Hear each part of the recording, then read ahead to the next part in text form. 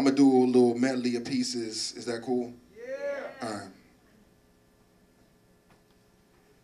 This is how I eat. I'm not some pauper begging y'all for pennies on the street. I'm a poet that performs lyrical feats for a fee. See, it's an exchange of goods and service. These words give microphones a purpose, and no matter how many times I recite, every time I get in front of a crowd, I'm always nervous. But I multiply the energy to the crowd's chemistry. These are words that metamorphosize the imagery. Thus begins my nomadic ministry. See, it's something like a Star Trek. From one poetry spot to the next. I'm hoping that I can etch a sketch in your mind's depth and leave with a little bit more of my heart than what I came with. To support my two habits. That's speaking and eating. When I'm not doing those, I'm planning, writing, reading, and sleeping. So at least 4 days in the week, in the morning or the evening, I'm searching for the underground poetic legion.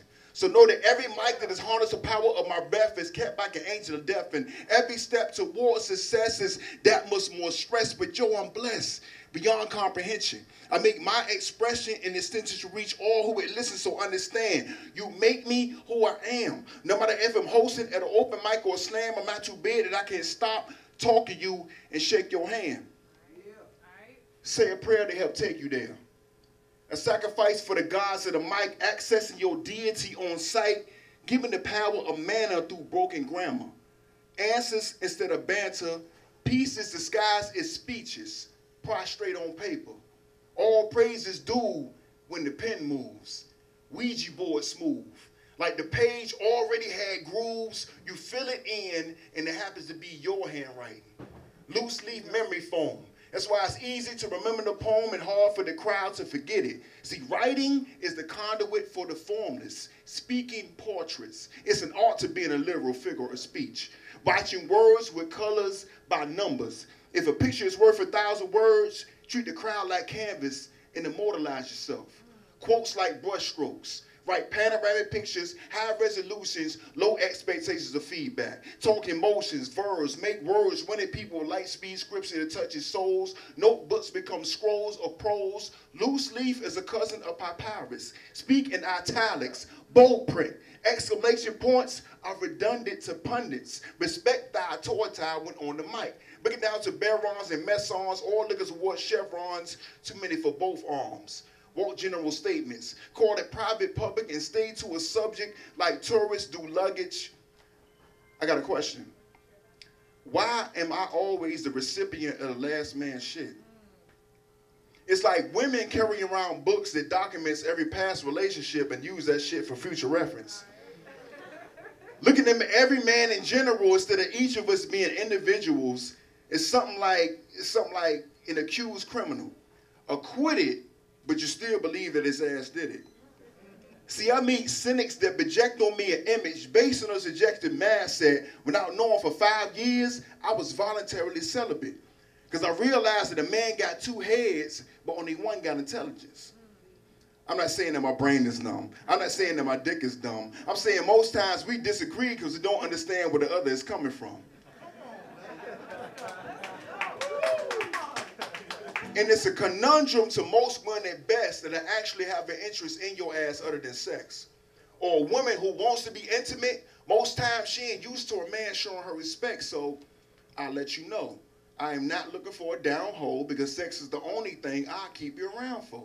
I need stimulation far past penetration.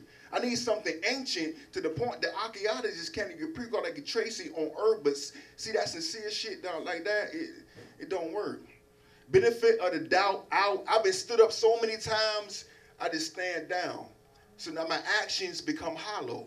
And some women I meet, they improvise the menu on their sex lives, so I don't know if she want a hot dog today or a taco tomorrow.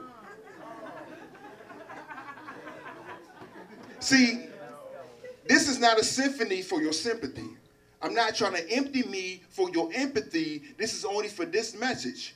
When you have a need for acceptance, you leave yourself open for rejection. So if she wants space, I give her ass the whole universe to think. And she be so far away with no space, and I forgot the rest of that poem, so I'm going to go on some other place.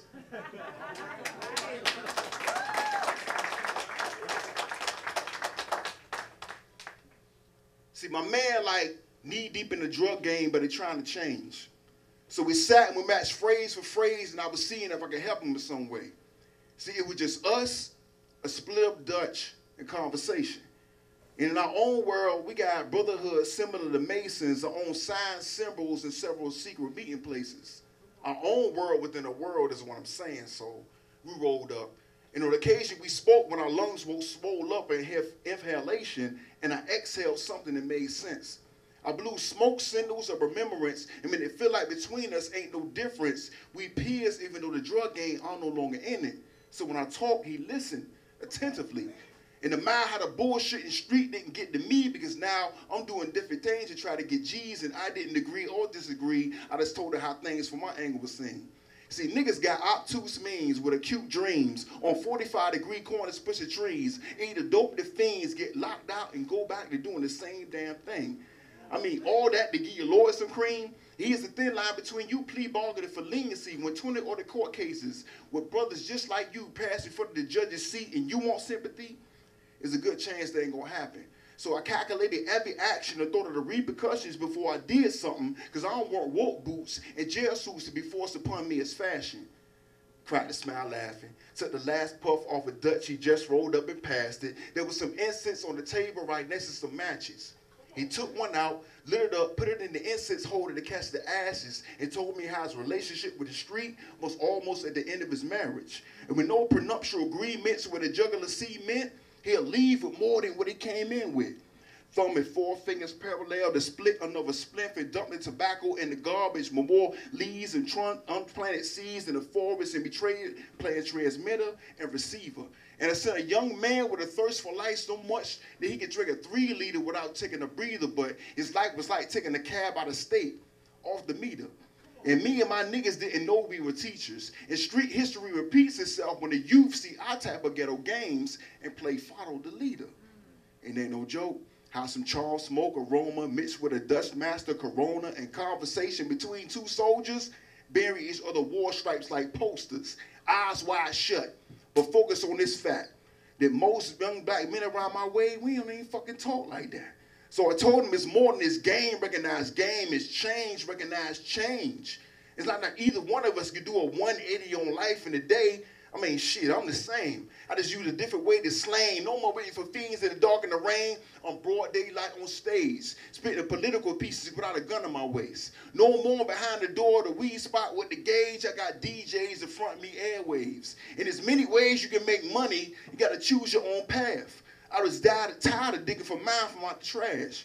He can understand. He said, if you fail to plan, you plan to fail. And that cycle prevails. And I don't want to risk living in jail. He said, it's mostly towards the ashtray with the last hit of the L. I got nothing but time on the outside. At any given moment, you could die. So why make reasons for people to try? Instigating your own demise, where after all you've been through, my nigga, you're still alive. And me and my generation are surprised that we seen our birthday over 18 times. And he said, you made it out of your crew. I just desperately want to be the one that makes it out of mine. Thank you for listening last Tuesday.